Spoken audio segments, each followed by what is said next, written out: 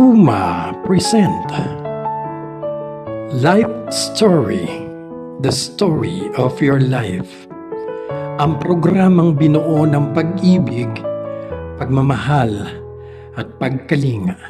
Saturday 1 p.m. hosted by Miss Jinky kasama ang ibang UMA host. Sa TikTok. Yes. Ma'am Rosalinda, are you willing to share your life story dito po sa ating programang Oma Present Life Story dito sa Live Stream ni Crom Perlas? Go ahead, Ma'am Rosalinda. Ako naman magtatanong sa inyo, ready na ba kayo umiyak? Yun Ma'am, muna. yung mata ko magana. Kung ready ka naman na pamagain, sige, may tubig na po ako rito. Hi MG, magandang buhay MG. Name ko po, Rosalinda Yumang Ison. Meron po ako isang anak. Nakatira po kami sa Barangay Commonwealth, 217 Barangay Commonwealth, Quezon City. Ay, exact address talaga. May Shopee kayo dyan. Else lang. Kasi, ice break ko kasi map. Yung Gcash account. Charis lang. Go. Nanay. Wala na po ako asawa, pero may ka-live-in po akong Les. Andito po siya ngayon. Gusto niyo munang Pwede makilala. pakita? Oo. Pakita. Kasi hindi mo pa siya napapakita sa akin. Nanay. Ram, mukhang natalo ka na naman. Yung Les na to, 27 years na po kaming nagsasama. Siya po. Hello po. Hi po. Wow! Hello! Ala. Hello! 27 years na po kami nagsasama. Ilang years? 27 years po. Wow, congratulations. Welcome. So, Yan, siya po yung kasama ko sa buhay. Tapos dalawa lang kayong magkapatid, lalaki, tsaka ako, bunso. Yung kuya ko wala pa, hindi pa dumarating eh. Ngayon, asa ko ba mauumpisahan, be? ayun, Nay. Starting sa, may isa siyang anak. Oh my God! Ganito ko ng isang anak na lalaki. Tapos, pagdating niya po ng 5, kasi 1 years old pa lang yung, hindi pa nag-1 year old yung anak ko, iniwan na kami nung asawa ko. Kasal po kami nung mister ko, pero iniwan na kami. Tapos, nung nag 5 years old yung anak ko, nagkita kami ni Dada. Si Dada, nagkita kami. Yung Nung partner. magkita kami ng 5 years old yung anak ko, hindi na niya ako hiniwalayan. Kumbaga, kami na nagsama. Siya na yung tumayong tatay ng anak ko. Siya na yung tuwang namin sa pag-aaral ng anak ko, sa lahat na. Tapos hanggang sa nakagraduate yung anak ko ng college. Tapos nung nakapag-graduate yung anak ko ng college, siya lahat yung sumusuporte, tinutulungan niya lang ako eh. Nung nakagraduate yung anak ko, eto na po yung kuya ko. Wait lang. Nung nakagraduate na po yung anak ko, nakapagtrabaho, tapos nakapag-asawa. Eto po yung kuya ko. Mag-hi ka lang. Hi po. Hi po. Hello Siya po, yung kuya. Apo. Dito muna ako kasi kakain siya. Ah, Tapos So- po, nakapag-asawa na, nagkaroon sila ng 2 anak. 2 po bali apo ko. Tapos nung umidad na po siya, last year lang. Last year, yung anak ko po bali yung natapos na siya ng pag-aaral, nakapagtrabaho na, bali siya yung sumusuporta sa akin. Kasi pinahinto niya ako sa pagtatrabaho. Sabi niya, Mama, ikaw na muna yung mag-alaga na magiging apo mo. Sabi ko, sige, wala namang problema yun. Sabi kong ganun. Bali, nagtutulungan lang kami. Tapos pagka may mga kailangan, hindi niya na ako tinatanong kung ano kailangan ko. Basta pagka sumeldo siya, abutan niya lang ako kung magkano yung aabot niya. Hindi naman ako yung kapareho ng ibang magulang na pagsisweldo. Andyan yung ibang magulang na sweldo mo na, bukas kailangan yung pera mo, akin na ganyan. May mga magulang na ganun. Di ba po? Ako, kung ano iabot sa akin na anak ko, tatanggapin ko. Pagka minsan kasi sasabihin niya, Ma, hindi mo na makapag-abot kasi ganito, may babayaran kami ng ganito. Sabihin ko lang, okay lang yun na, kahit wag ka mag-abot. Pero, hindi niya rin siguro matiis na kahit papano abutan ako ng kahit konti lang. pambili lang ng kahit na ano lang. Sasabihin niya, mabili ka ng ganito, kailangan mo yung ganyan. Lalo na yung mga maintenance ko. Nagme-maintenance kasi ako. Sa kanya ko na lahat inaasa yun. Ngayon, nung last year lang po kasi namatay anak ko. Biglaan. Isa lang po yung anak ko na namatay na. Naiwan sa akin yung 2 apo ko, pero ngayon nasa nanay niya. Sa kabila lang po. Hindi ko maintindihan ngayon kung ano yung gagawin ko nun biglaan. Tapos inisip ko na lang na, na siguro may dahilan si Lord para kunin niya. Pero minsan nasisi ko rin si Lord eh. Sabi ko, bakit sa dami ng mga bata, ba't yung anak ko? Naaalala Kasi ko pa yan na eh. ang Naiiyak dami ka niyang naman. kailangan na iano sa akin eh. Hindi pa ako tapos sa kanya. Kumbaga, hindi niya pa tapos yung ano ko sa kanya eh. Hindi ko naman siya sinusumbatan na kung ganito. May magulang kasi na pagkatapos ng pag-aralin, o obligasyon mo sa akin, kailangan mag-aabot ka. Di ba may ganung magulang? Yes. Ako hindi ko inobliga mag-abot. Kung ano yung kaya niya, kung ano yung gusto niya ibigay, sige lang.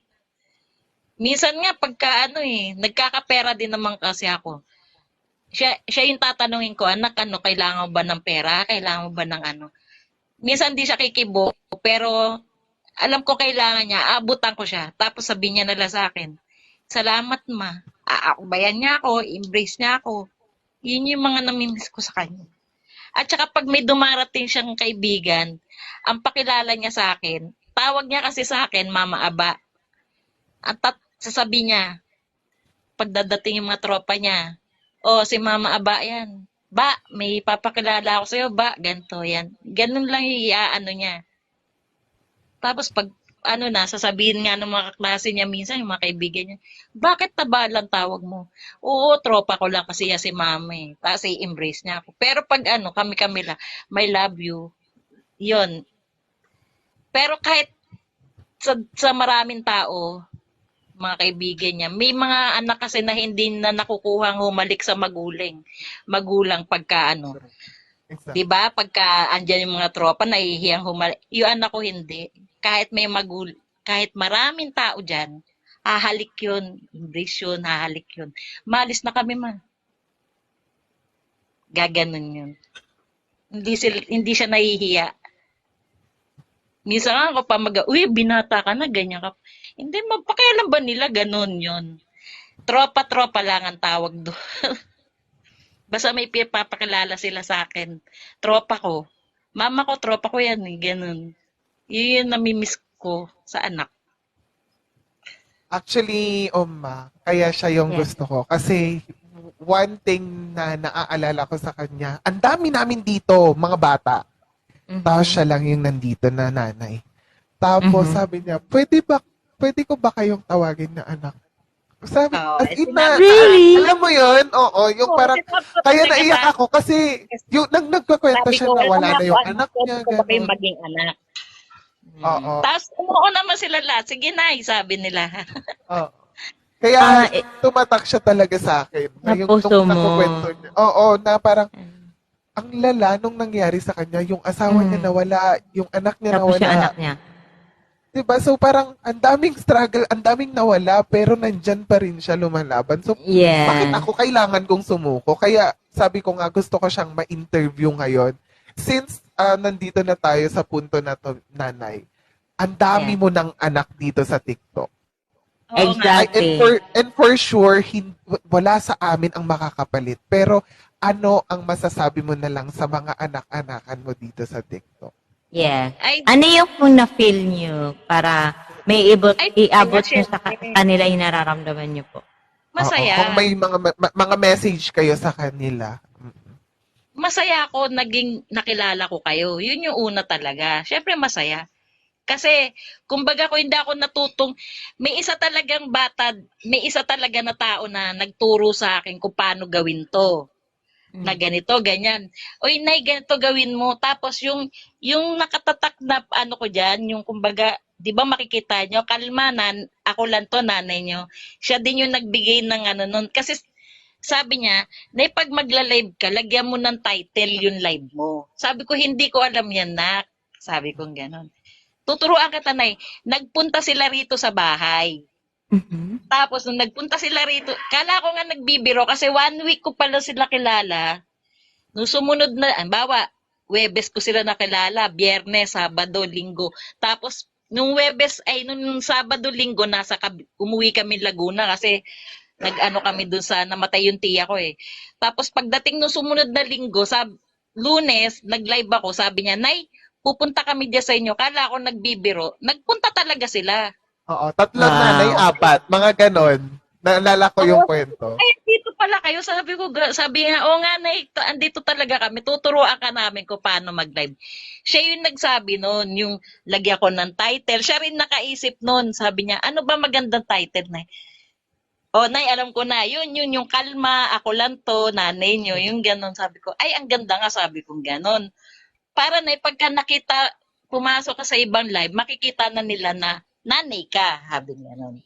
Sabi ko, sige, lagay mo lang, Excuse sabi me. ko. Ano po? Nanay Rosalinda, interrupt po kita, no?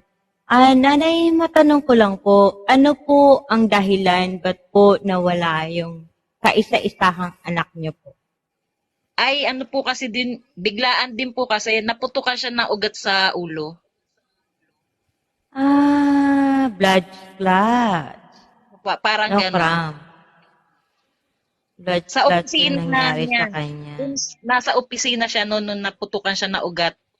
Tapos, yung araw nga na yun, alam mo yun yung sinasabi nila na lukso ng dugo, yung parang pagka may nangyaring hindi maganda sa anak mo, mararamdaman ng nanay. Yung araw Yes kasi po. ngayon, ang bigat na ng pakiramdam ko pagising ko pa lang. Sabi ko, ba't parang ang bigat-bigat ng pakiramdam Thank you, ko? manager. Parang sabi nga, yung tamad na tamad ako, Lunes yun eh. Lunes na Lunes, tamad. Sabi ko, ano ba yan? Naiinis pa ako sa sarili ko. Sabi ko, ba't parang hindi ko magalaw yung ano? Parang ang tamad kong kumain, ang tamad kong ano. Hindi naman usually ako ganun talaga. Sabi ko, ba't parang ang bigat-bigat ng pakiramdam ko? Sabi ko, ganun. Tapos pagdating ng mga bandang mga 1:30 yata, tumunog yung cellphone ko. May nagri-ring, sabi ko, nagbiro pa ako, sabi ko, hala, sabi ko gano'n, sa tagal-tagal, ngayon lang may tumawag sa akin, sabi ko gano'n. Pagsagot ko, yung manugang ko yung kausap ko, sabi niya, sabi niya, pumunta ka dito sa Pasig General Hospital, sabi niya. Sabi ko, ano gagawin ko dyan? Kasi si Daddy, yung asawa niya, Daddy tawag niya, na disgrasya. Ang naisip kong disgrasya doon sa anak ko, nagmumotor, na nabangga ng motor. Nabanggala. Kasi nagmumotor siya. Yun yung sabi kasi disgrasya. Sabi ko, paano ako pupunta dyan? Walang sasakyan. Kasi di ba last year, ano pa yung pandemic? Oo, di ba? Ano pa? Yes. Yung mga sasakyan, hindi mo alam kung saan ka sasakay. Dahil iba-iba yung rota. Sabi naman nuga ko, pasusundo kita dyan ng angkas ma. Sabi niya, antay mo na lang sa court. Ay ko, sige. Ang dami-dami kong binalak na dalin sa bag. Alam mo yun, yung bag na malaki. Ang dami kong gusto ilagay, pero ang nadala ko la sweatshirt. Yun lang. Yun lang ang nadala ko. Pero inisip ko kasi, sabi, ang inisip ko, magbabantay lang ako sa ospital kasi nadisgrasya nga yung anak ko. Sabi ko, ba't naman kasi ang layo? Sabi ko, ba't naman kasi ang layo? Ba't sa Pasig pa, meron naman dito, mas malapit. Kaya sabi ko, lalagyan ko na lang ng mga damit, pampalit ng damit ko. Nung nasa angkas na ako, pag ganun ko, sabi ko, ba't parang ang gaang ng bag ko, pero parang ang dami ko nilabas sa locker ko. Tapos pagtingin ko dun nandun na ako sa ospital, pagbukas ko ng bag ko, sabi ko, ba't sweatshirt lang to? Sabi ko gano'n. Tapos hindi pa nagpakita sa akin yung anak ko nun. Kasi pagbaba ko ng hospital, ng angkas, sinalubong kagad ako nung guard. Tinanong ako kung sinong pasyente ko. Sinabi ko yung pangalan ng anak ko. Tapos may nakatayong lalaki doon na HR pala nila na napagkamalang konduktor. Tapos sabing ganun nung HR, sino po yung pasyente nyo dyan, Nay? Sabing ganon. Sabi ko, yung anak ko po, binanggit ko yung pangalan, sabing ganon.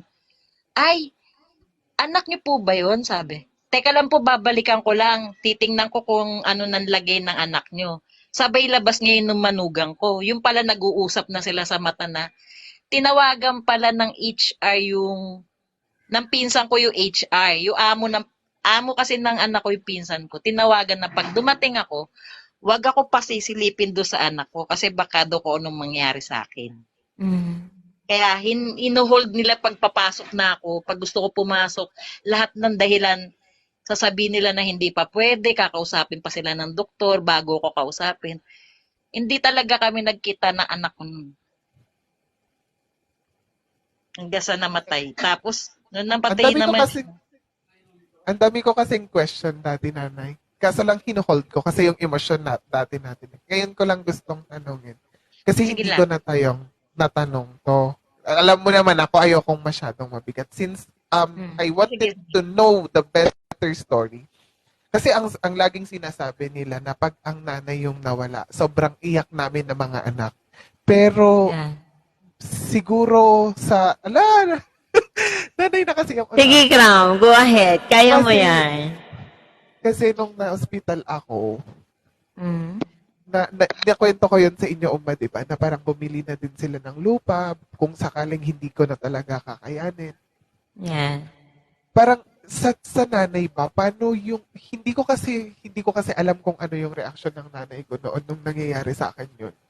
Mm. Kasi as in 2 days na walang malay, hindi nila alam kung ano yung mangyayari. So, ikaw, nanay, ano yung sa tingin kung ano yung mga tumatakbo sa iyo noon? Ano yung mga bagay na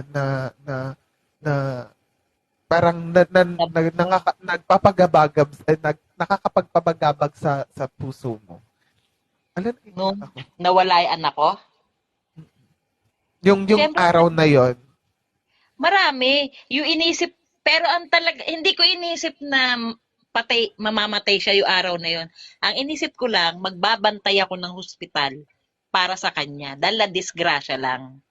Kasi Pero nung nasabi sa iyo, yun lang yung sabi sa akin, na nadisgrasya. Hindi kagad ako, kasi hindi rin kagad sasabihin na manugang ko na namatay. Kasi nung oras na nandun yung manugang ko, nire-revive yung anak ko. Na-revive pa nga raw, nagpaupo pa nga raw sa gilid ng ng kama niya, nagpatayo pa sa nurse. Abe, gusto niyang maupo sa gilid. Siguro yun yung oras na narinig niya yung boses ko dahil siya lang yung pasyente doon nung mga oras na yun. Siya lang. Tapos pag nandun ka sa loob na yun, doon sa yung pinakakwarto niya dito sa may labas, pag nagsalita ka, echo yun maririnig na kagad doon sa loob. Siguro nung kausap ko yung HR nila na akala ko doktor, tsaka yung security guard, narinig na siguro na anak ko, kaya nagpaupo siya. Akala niya masisilip ko siya. Yung doon ka pa magtataka kasi yung pintuan, pag gusto kong pumasok, may humaharang. Yung unang attempt ko na papasok ako, may 5 doktor na humarang doon sa pintuan mismo. Sabi ko, paano ako dadaan? Kasi doon sila talaga nag-usap-usap, yung 5 doktor na yon. Tapos, naaliw ako doon sa kakalaro ko sa cellphone. Paglingon ko, sabi ko, ay wala na. Nung tatayo naman ako, para pumunta doon sa pinto, may humarang naman na machine. Sabi ko, bakit parang hindi ako pinadadaan nito? Sabi ko gano'n. Tapos lumabas na naman yung HR na napagkamalang kong doktor. Sabi ko, Dok, pwede na bang makita yung anak ko? Ay, hindi pa ma'am, kasi sabi nga, hindi pa nanay, kasi antayin mo na lang na lumabas yung manugang mo. Teka lang na papasok muna uli ako. Pagpasok nung sabi ko, kala kong doktor, lumabas yung manugang ko. Tinanong ko, sabi ko, kamusta na yung anak ko? Kamusta na yung asawa mo? Okay naman, na-revive na. Yun yung sabi. Sabi ko, revive? Ano revive? Sabi ko, ganun. Okay na siya, sabi niya. O di pwede na tayo pumasok? Hindi pa kasi may tatanong pa sa akin yung doktor, mamaya na lang. Sabi niya. Tapos ngayon, yung pagpasok niya uli, sabi ko, sige, paglabas mo ako, napapasok ka, sabi ko. Eh, yung paglabas niya, wala na. Sinabihan niya na ako na wala na. Eh, hindi na ako nakausap noon, yung mga oras na yun. Kahit anong tanong nila, wala akong sinasagot.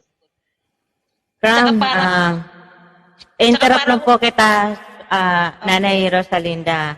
Ram, bago ako bababa dito, ni masakit talaga yung ulo ko, no? Gusto ko lang tanungin kay Nanay Rosalinda. Nanay, mula nung maliit po kayo hanggang ngayon, ano po yung pinakamasakit sa inyo? Yung hanggang ngayon po is dala-dala nyo po. Magmula nung bata ako, Yes po, hanggang ngayon. Yes po. parang wala naman.